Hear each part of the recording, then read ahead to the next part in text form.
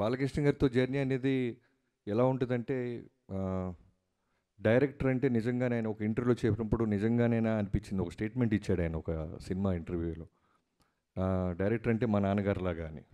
నిజంగానే ఉంటుందా? ఒక డైరెక్టర్ నాన్నగారిలాగా చూస్తారనుకున్నాను, కానీ నిజంగా చెప్తున్నాను, హీ విల్ కమ్ లైక్ ఒక స్కూల్కి వెళ్తున్న పిల్లోళ్ళలాగా వచ్చి, నాకేం తెలియదు, మీరు చెప్పండి చేస్తాను.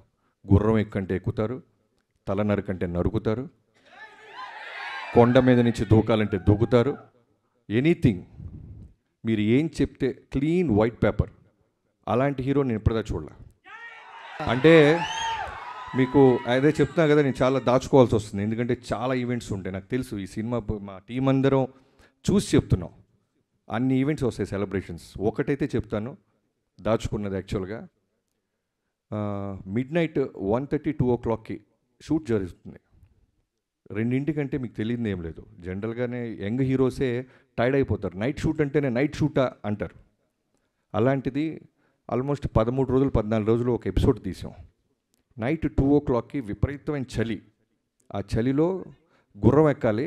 నేను ఆయనకి చెప్పకుండా డూప్ని ఏదన్నా బ్యాలెన్స్ చేద్దామా అంటే వీణొచ్చి గుర్రం నేను కదా ఎక్కాలి అని ఆయనే గుర్రం ఎక్కి ఒక అడవిలో గుర్రాన్ని పరిగెత్తిస్తూ చేతిలో బర్న్ అవుతున్న ఒక స్వర్డ్ని పట్టుకొని చేసాం.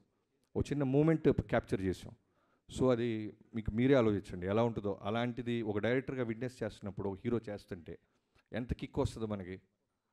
అది బాలయ్య గారితో స్పెషల్. డైలాగ్స్ మీకు స్పెషల్ ఉంది సార్. బాలకృష్ణ గారి డైలాగ్స్కి ఒక సపరేట్ ఫ్యాన్ బేస్ ఉంది. అంటే ఆయన డైలాగ్స్ ఫస్ట్ టైం మీరు విట్నెస్ చేస్తున్నప్పుడు ఎలా ఫీల్ అయ్యారు? అదే బాలయ్య గారి గురించి తెలియదు ఏం లేదు, ఎమోషన్స్ డైలాగ్స్ అన్నీ నెంబర్ 1. కానీ ఇందాక అన్నాను కదా, నేను వంశీ గారు మేమందరం టీం తమన్ గారు కూర్చున్నప్పుడు ఏమనుకున్నామంటే, బాలయ్య బాబు గారి మాస్ ఎలిమెంట్స్ అన్నీ ఉంటూ ఎక్కడో చిన్న న్యూ ఏజ్ కొత్త ప్రయత్నం చేయకపోతే మనకంటూ ఒక మార్క్ ఉండదు. మనం ఏదో ఒక గిఫ్ట్ లాగా ఇవ్వాలి, మనం ఏదో ఒకటి కొత్తది చేయాలి.